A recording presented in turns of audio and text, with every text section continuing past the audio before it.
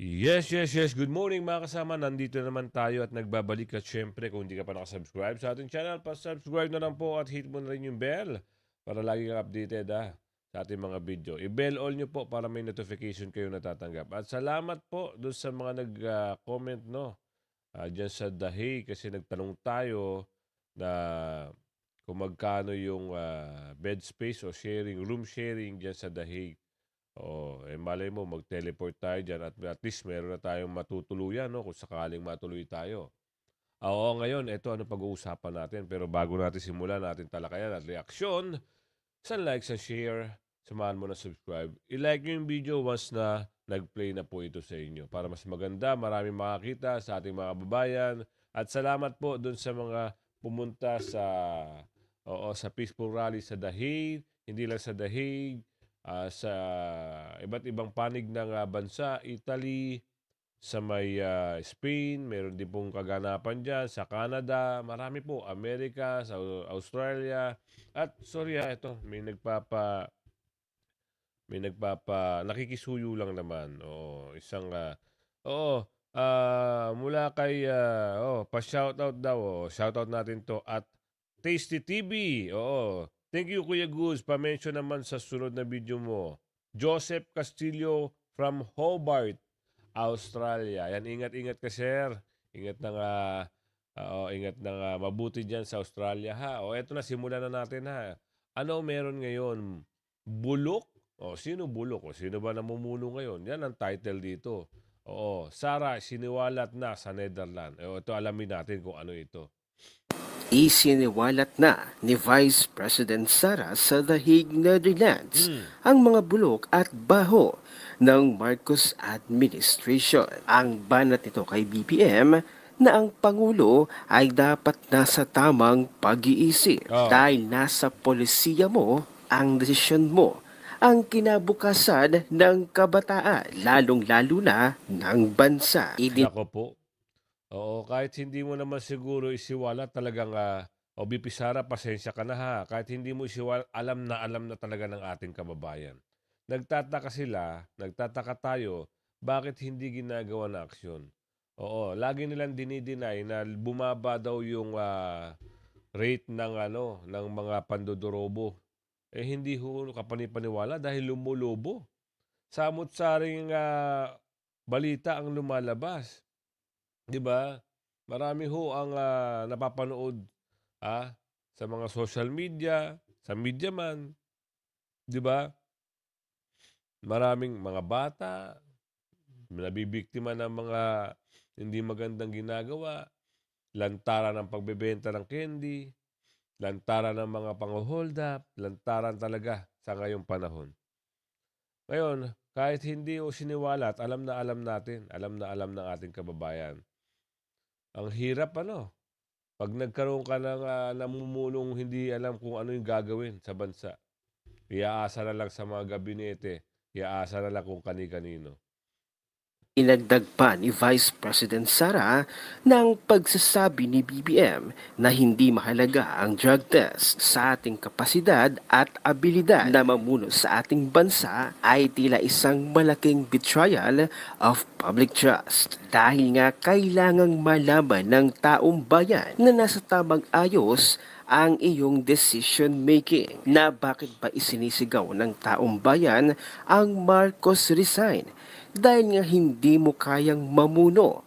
Wala sa tamang pag-iisip ikaw, BBM. Ayon pa kay Optic Politics, isang pagkakamali sa estratehiya, makapolitikang pagkakanulo ni Marcos kay Duterte.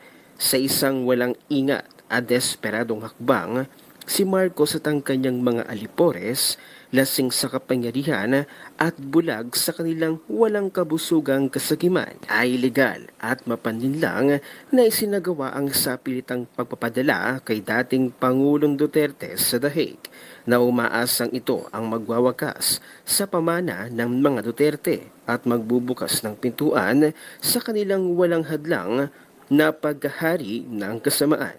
Subalit ang hakbang na ito na pinapatakbo ng kayabangan, katiwalian at duwag na politika ay agad nang bumabalik sa kanila tulad ng isang pagsabog. Yan. Unti-unti nang gumuguho ang pundasyon ng kanilang plano habang ang mga Pilipino at mga mamamayang nagmamahal sa kalayaan sa buong mundo ay bumabangon sa protesta.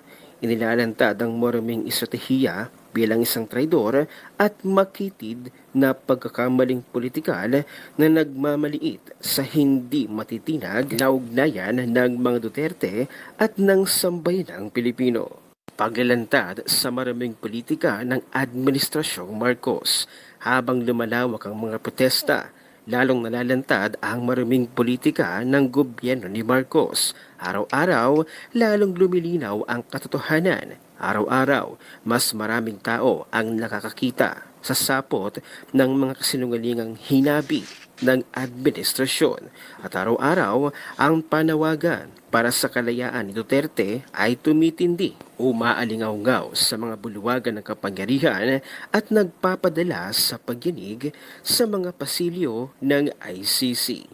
Panawagan sa pagkilos, labanan ang tiraniya, singilin ang hustisya. Nako, Hindi lang ito tungkol kay Duterte. Ito ay tungkol sa kinabukasan ng Pilipinas. Tungkol ito sa paglaban sa tiraniya ng mga pakasariling elitistang nais burahin ang ating mga pinaghirapang tagumpay. Dambungin ang yaman ng ating bayan at ipataw ang kanilang kapangyarihan sa isang sambay ng matagal nang nagtitiis. Ngayon ang tamang panahon para kumilos. Kailangang marinig ng Administrasyong Marcos ang ating mga boses. Kailangan marinig ng mundo ang ating panawagan. Hinihingi namin ang wakas ng mga kasinungalingan, katiwalian at politikal na persekusyon at hindi kami titigil hanggat hindi nababasag ng aming mga boses ang pader ng tiraniya at napapalaya si Duterte. Yan ang hinihiling natin. Mapalaya, mabilis na paglaya ni Tatay Digong. Kahit mga foreigner, alam ng ibang bansa na talagang pamumulitika lahat, political harassment ang ginagawa dahil alam nila na hindi sila aabante pag ang kalaban nila ay mga Duterte. Yan ang nakikita ng ibang bansa. Pati mga Japan, nagsalita na rin, di ba? China, nagsalita na rin.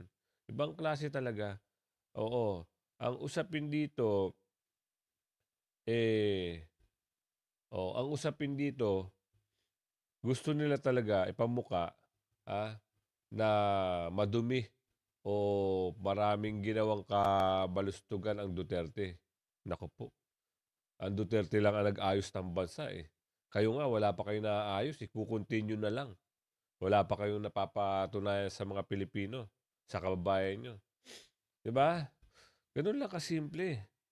Oo, kahit aminin nyo sa sarili nyo, ipagmukha nyo sa mga Pilipino kung ano pa yung mga propaganda nyo, oo, nagbayad pa kayo ng mga durobo, mga kasabot nyo dyan sa kamara, pinagtulungan nyo mga Duterte, ngayon lahat yan bumabalik sa inyo. Nakita nyo, nagmarcha yung mga tao, nagulat kayo, ano? Yung iba, ayaw na magsalita. Oo. Yung dating nanguna-nguna sa hearing na taga Laguna at taga Surigao, hindi na natin nakita. Hindi natin alam bakit. Oo. At iniisip natin, baka, dahil hindi na contempt, yung plano nila nung una, hindi na ipakontempt muna yung mga vlogger, iniisip natin baka ito ay may isang patibong na nakalatag. Wag muna tayo magtiwala kasi mahirap na. Kagaya ngayon, palapit na ng palapit ang eleksyon. Kagaya sabi ni Kitty, wag ho kayong padalos-dalos. Ang tanging laban natin ay sa eleksyon. Tama nga naman. Yan din ang sinasabi ni BP Sara. Mahinahon kayo, huwag kayong gagawa ng hindi magandang bagay. Ang laban natin ay idiretso ang PDP. So, may nabalitaan kayo na parang babaligtad yung isa, isang babae. Mag-isip-isip ho kayo, ha? Hindi porkit sumasanib o gustong lumipat, pwede na. Ay, hindi. Magbigay kayo ng boses. Magsalita kayo kung kanino kayo papanig. Hindi pwede yung gano'n na lang. Paano naman? Kung manalo kayo, ano mangyayari? Sabihin nyo, Alam nyo na. Ganun lang kasimple yun. Oo, kaya ito titimbangin nyo muna mga kasama. Titimbangin nyo muna kung ano yung mga gusto nila. Hindi porke sinabi na ay ayoko na dito sa bagong Pilipinas. Pwede ba akong lumipat dito sa PDP? Hindi pwede yun. Magpakitang gilas muna kayo sa taong bayan. Ganun lang kasimple. Ito, mas maganda to panoorin natin si BP Sara. Si BP Sara, kanina lang to eh. Live to sa Dahig. Kasi, di ba, magkasulungot yung oras. Ito. Panoorin natin to, ha? Bawal magdala og mga kuan ng hapon sa tuig. Bawal na bawal. Kung na pud dala sa mga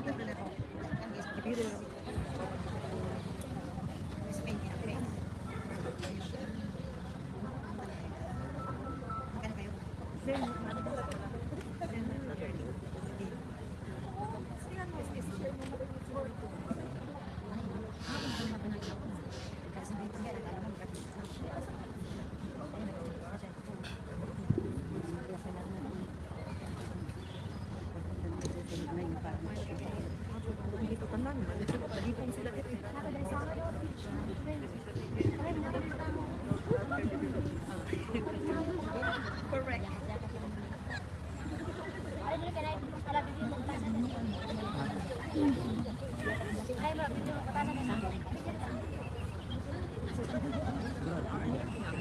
Yan na singay.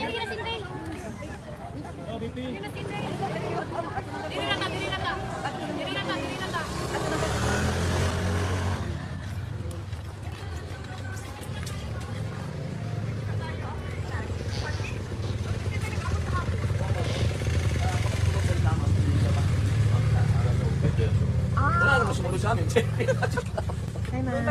Yes, ma'am. Oo nga, dati, mali tayo naman. Magbabayla ako sa kanila. Sandali kasi yung iba daw uuwi.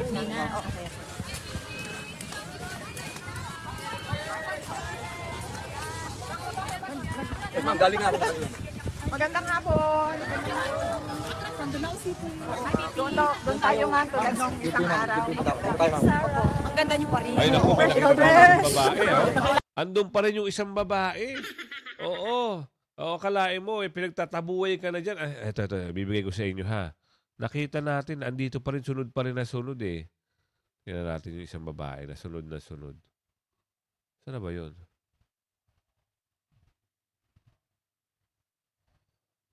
Mamaya, baka makita pa natin. Dinuduro-duro ng ating kababayan dahil sa maling pagbabalita. Ilang araw na tayo dito. Ma'am, bukas uwi na kami ng Iceland. Ilang araw na tayo. Ma'am, atras kayo, ma'am. Atras pa, ma'am. Atras pa. Okay, hello. Ayun. Ayun yung babae. Nasa likod ni BP. Nasa likod ni BP, yung babae. Hindi na nahiya, yung nasa likod ni BP. Talaga nga naman. Baka naman, fake news na naman yung ibalita niya. Naku. Yes, oo. Nagkita din ba tayo kahapon? Yes! Maraming salamat sa pagbisita ninyo dito sa Dahig. Ate Jenny. Okay na mo. Sige na. Yes, maraming salamat sa inyong pagbisita dito sa detention center sa Dahig at maraming salamat sa pagpapakita ninyo ng suporta kay Pangulong Duterte.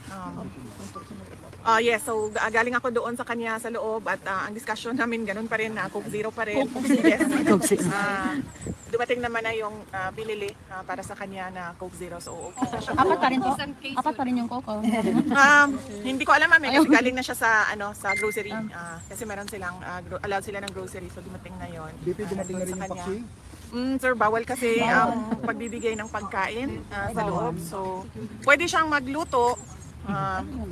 In-encourage ko siya kanina, sabi ko, Papa, magluto ka na lang. And then sabi niya na I cannot even boil water. What do you expect? So, Natuan din po sa facility? yes, pwede naman magluto. Pasok na lang ako doon.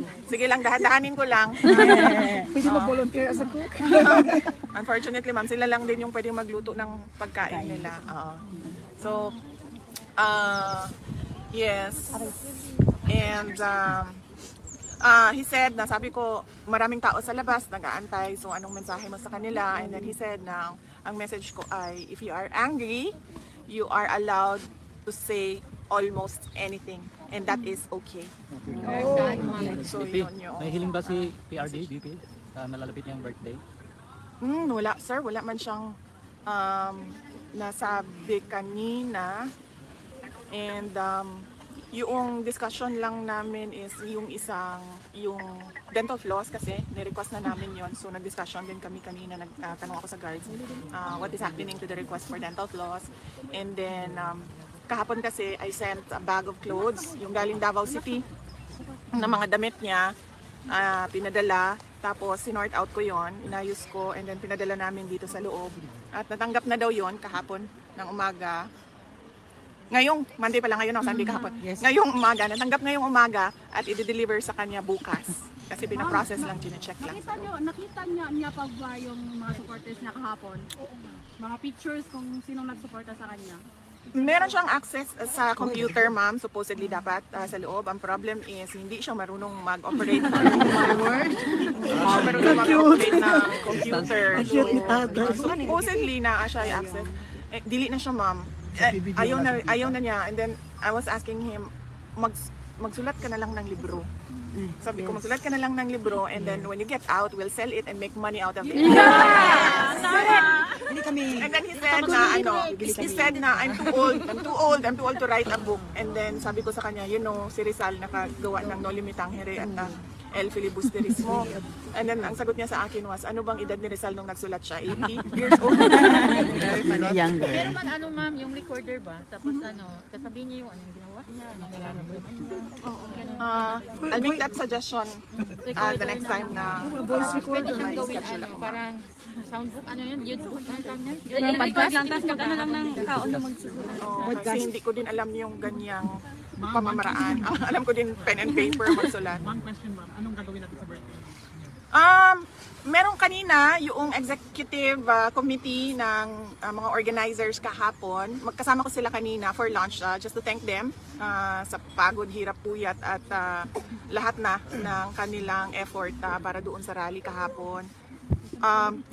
Ang suggestion ko sa kanila, maybe magkanya-kanya na lang tayo ng picnic kung gusto ninyo ng ganon at wala ng program para hindi na tayo kailangan magpaalam ba? Kasi it's not a rally, it's not a protest, it's just a birthday picnic, and then you can gather kung ano yung grupo ninyo, kayo yung magsama, kung ano yung grupo nila, sila din yung magsama, and then mag-table hopping na lang siguro yung mga tao, pagalingan na at pasarapan ng pagkain. No? Pupuntahan niyo po Nasa bulag, ma'am? Sinabihan ko Nagtanong pa. sila, ma'am. Sabi ko, just let me know kung anong plans ninyo, anong gusto ninyong gawin. Kasi sa 28 naman, ang nakaschedule na bumisita is yung sister ko si Veronica tsaka yung mother niya si Shelito. So I'll be free that day, whatever that you want to do on. How about your mother? How about your mother? When is his birthday? She's arriving. Kailan ba darating? Hindi ko na maalala. Kailan darating mama ko? 28 or 29? On the birthday, ma'am. Yes, oo. Pero kayo po, anong plans nyo for the birthday? I mean, pwede bang dalahan ng cake o ano ba? Yung family Well, niyo? kasi dahil limited lang yung time ni Shelito na makastay dito dahil meron siyang mga negosyo na kailangan asikasuhin. Hindi niya pwedeng pabayaan yung hanap buhay niya. At si Veronica naman ay nag-aaral, so kailangan din niyang umuwi. Hindi siya pwedeng magtagal ng absent. Limited yung time nila, so lahat ng time na pwedeng ibigay sa kanila, binigay sa kanila lahat.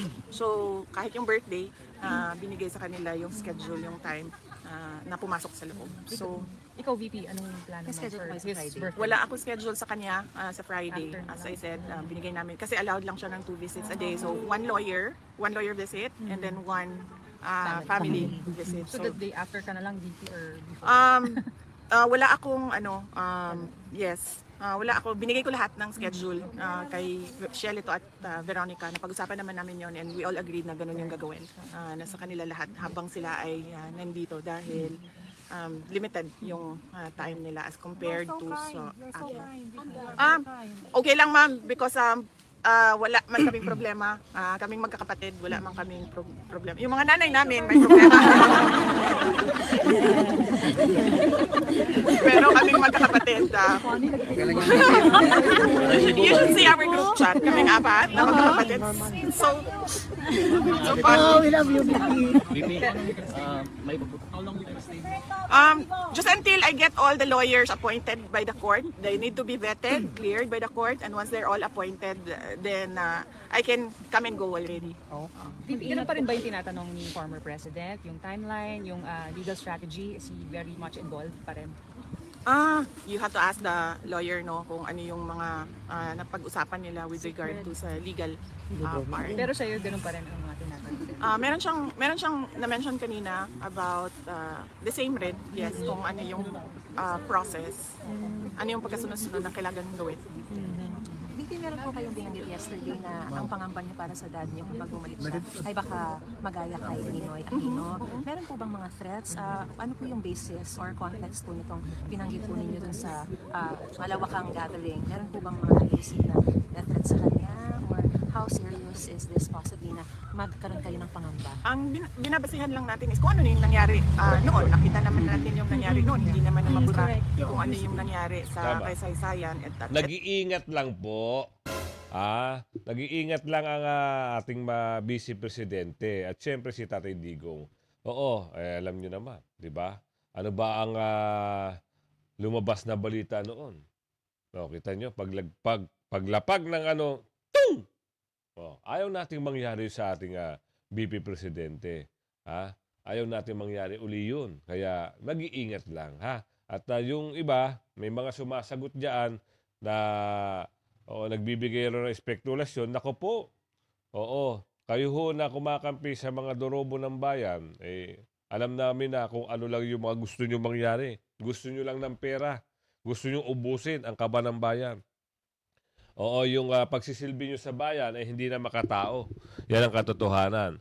Diba? Kasi kung mahal nyo ang taong bayan, hindi kayo kakampi sa masama. Diba? Ingatan natin ang ating BP. Magdasal tayo sa mabilis na pag-uwi ni Tatay Digong at yung panalo natin para makabawi tayo, ipanalo natin ang PDP laban straight. Doon sa mga, naku po, iniisip ko kasi, wag na tayo sigurong magsama ng iba. Hindi na siguro natin kailangan magdagdag ng 2. Kung 10 ang inendorso ni Tatay Digong, yun na lang. 10. Versus sa 2 kasi yung 2 na isasama nyo, pag yan lumusot at makakalaban yan, problema pa ho yan. Yan ang katotohanan yan. Kaya wag na kayo magdagdag. Ito ay nagpapakita kung ano yung kapasidad or capacity nila to do these kinds of things. Tama. Including that extraordinary rendition where they took the former president from Philippine soil and brought him to The Hague.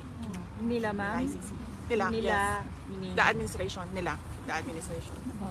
May reaction na kasi yung Malacanang na sinasabi po nila na hindi raw po ganun yung sitwasyon. And as a matter of fact, ang dinescribe daw po dati ni former president ang sarili niya na kahalintulad ni Hitler and not Ninoy.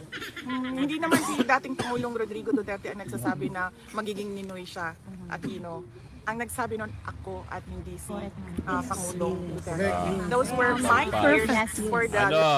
Si ikaw ano ngayon? Anong tanong mo? Nadali ka tuloy ni BP. Hindi naman si Pangulong Duterte nagsabi nun Anak ng tipaklong talaga. Pati ba naman dyan sa interview na yan, nililihis pa rin. BP, supalpalin mo nga para talagang life of my father based on among tatay. Let me be clear that President Duterte wants to go back. So even if he would be safer here, yun kasi kayo po may pangamba kayo na pag nangyari, pag umuwi siya, baka may mangyari sa kanyang masama.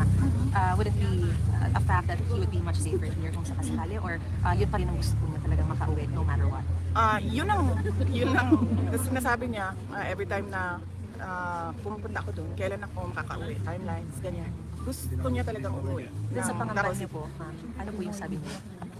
Sabi niya, well, that is life. Yan lang lagi sinasabi niya. That is life, so be it. He did say that noong Sabado.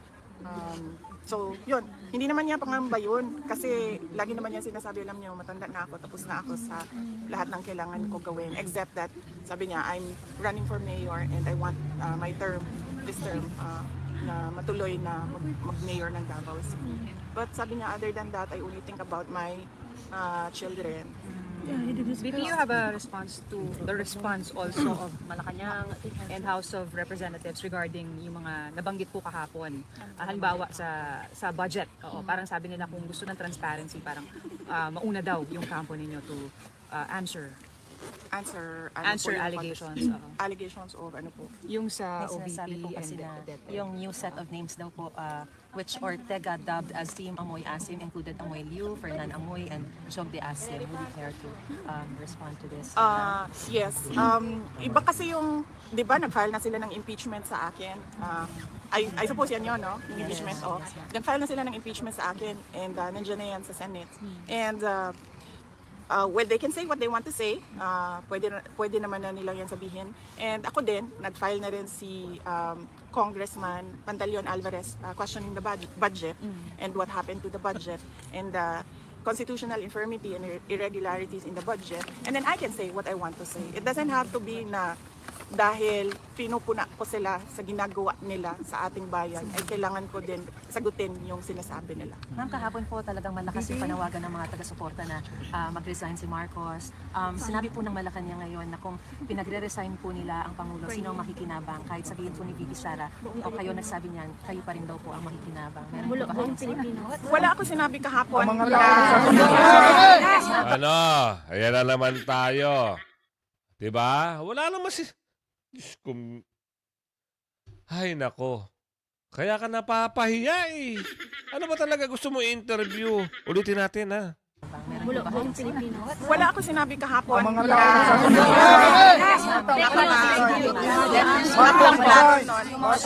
First meeting ko, hindi ko siya... wala ko sinabi kahapon na BBM resign. Hindi ko yan ever sinabi. Maliwanag yung sinabi na doon ka rin, GMA kahapon. Excuse me, wala ko sinasabi ever na dapat mag-resign si BBM. Ang sinabi ko lang kahapon, sabi ko kung nananawagan kayo ng BBM resign, bigyan nyo ng rason kung bakit yan ang panawagan ninyo sa kanila. And then Yan, kasi nagbabalita kayo ng hindi maganda. Kaya sirang-sira ang pangalan nyo. Ginagawa nyo na istorya si VP Sara. Diba? Buti nga hindi ka binoboljak dyan ng mga kababayan natin Pilipino sa pagpapalaganap nyo ng hindi magandang istoryahe. Diba? Naboljak ka tuloy ni VP Sara. example. It's very clear. I gave them, well, yan, ayan, may example po dito. Hindi namin naiintindihan yung sinasabi niya. Kasi, Wala kaming dami ka doon, anomalya. Magpa-drug test mo ang email sa mga drug addict. so, yun lang naman ang sinabi ko. Sabi ko sa mga tao, pag nanawagan kayo ng BBM resign, dapat sabihin ninyo kung bakit. Para naiintindihan ng mga nakikinig, bakit ba tayo nananawagan Wala ng po kami resign? nakikita VP, how are you managing yung case ng father ninyo, tapos yung may impeachment pa kayo? How are you managing everything? Or how do you plan to manage? Well, yes, okay naman na yung sa impeachment kasi before nangyari yung extraordinary rendition o pagkuha kay Pangulo doon sa Pilipinas, nabuo na yung team ng impeachment. So, on that point, okay na sila and they're preparing for trial. Ang dito lang kasi sa ICC, hindi pa mabuo yung team kasi we're waiting for papers for other lawyers. So, yun yung kailangan ko matapos.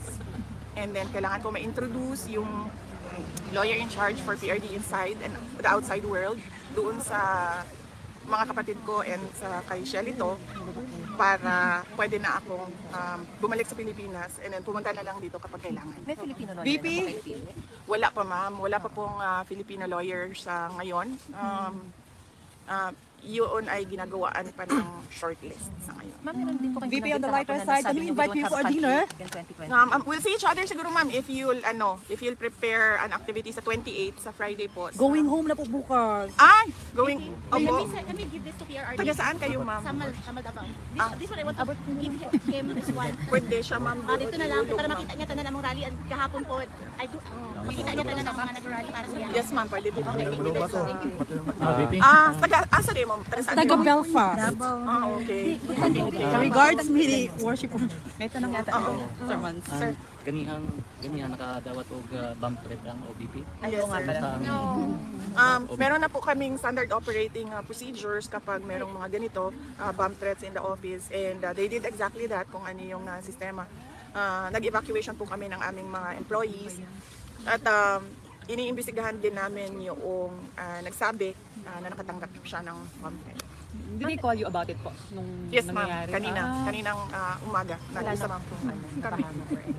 Wala namang, walang napahama, pero nakwento sa akin na merong nag-a-apply kanina sa Office of the Vice President at nasali siya doon sa evacuation, and then nag-back out na daw. Sabi niya ayaw ko na magtrabaho sa OVP. So, yun lang. I'm sorry, clarify ko lang po kasi nakahapon din po sa speech niyo, ma'am, na sinabi po kayo na pinatatakbo kayo ng mga tao, but we may not have a country anymore in 2028. Yes. Ano po kaya, ma'am, yung context po nitong no more country in 2028? Ano po yung analogy? Well, lugmok na tayo sa kahirapan because at this point, we should be working our way up, but it seems that we are working to go to the dumpster. No?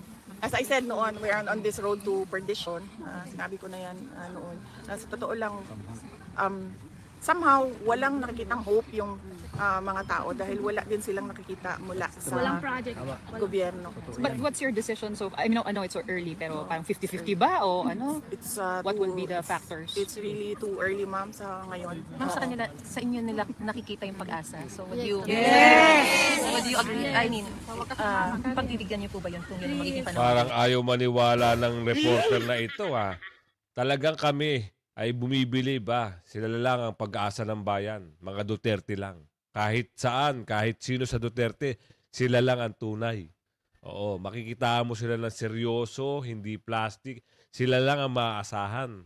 Kayong mga, mga fake na istoryahe, tigil na kayo. Yes, ma'am. Ang pagtakbo kasi, ma'am, kailangan ka manalo. So, kailangan mo paniguraduhin na kapag tumakbo ka ay mananalo ka. Ma'am, you Because can have our vote. otherwise, that will be hopeless case. Wala na yung pag-asa. No? So, mahirap paasahin ang mga tao. Tapos, alam mo namang hindi ka magtatagumpay sa kandidatura mo. So, kailangan paniguraduhin na mananalo para nabibigay yung expectation ng mga tao. Meron po kayong guarantee sa kanila as to when you can truly say na sa kanila kung ano yung decision? I'm sure Ang naghihintay advice din. sa akin noon was fourth quarter of 2026. So December of 2026 supposedly yun. Dapat merong decision. So malalaman Because at ng... that time, kailangan na i-set up kung ano yung kailangan na organization para sa isang kandidatura. If the people will assure you of your victory, will you run? That we have to see by the numbers and by science and mathematics. Pagkatanong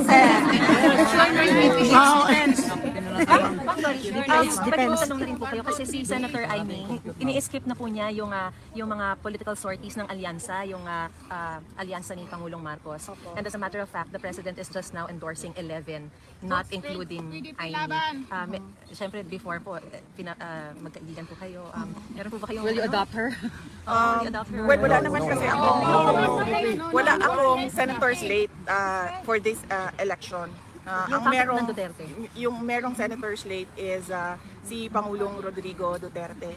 And it's sad that this happened to Senator Amy Marcos, pero I truly appreciate the fact that she opened a Senate inquiry on the illegal arrest of President Duterte. On that point, nagpapasalamat ako dahil napapag-usapan siya sa loob ng gobyerno, hindi lang sa amin dito sa labas na nag-rally. So there's a possibility that she will be adopted by the FAMP or the alliance of Duterte. Hindi ko po masagot yan kasi ang slate po ay under President Rodrigo Duterte. And before siya pumasok doon, before he was silenced, nasabi niya ata sa mga tao, it's 6 candidates of PDP plus 4 guest candidates.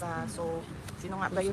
So sa kanya yung decision talaga? Yes, ma'am. Kasi wala naman akong senator slate ngayong election na ito. Hindi ako sumali. Alright. Ang Iceland, kamusta na? Okay lang. Ikaw yung hinintay namin. Nag-rally kayo. Huwag ka dyan man kasi yung double chin ko.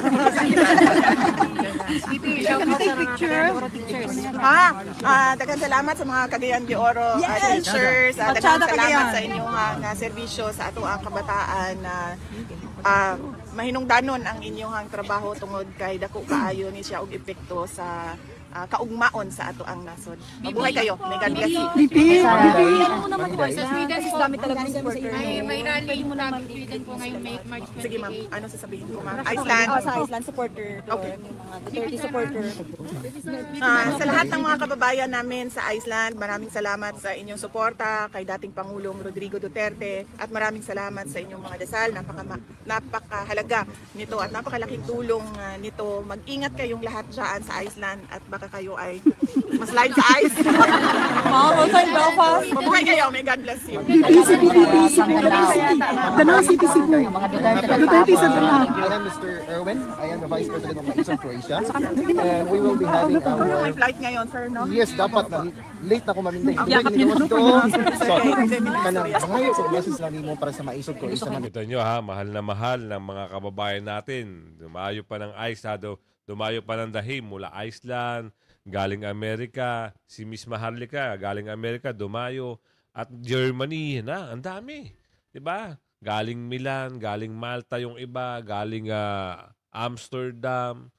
Ang dami hong kababayan natin nagmamahal sa mga Duterte. Ito isang patunay, patunay ito na talagang, oo. Kaya yung tanong ng isang reporter, oo, kung talagang tatakbo siya, talaga naman tao nag-uudyok, no, kay BP Sara. Kaya abangan natin na susunod na mga kabanata, mga kasama, ha. Lagi tayong antabay sa ating mga daily vlog, ha. At pag napanood nyo at lumabas sa cellphone nyo o sa laptop nyo, like kagad at share. O ito hanggang sa muli. Bye-bye. Mamayang hapon po meron po tayong update.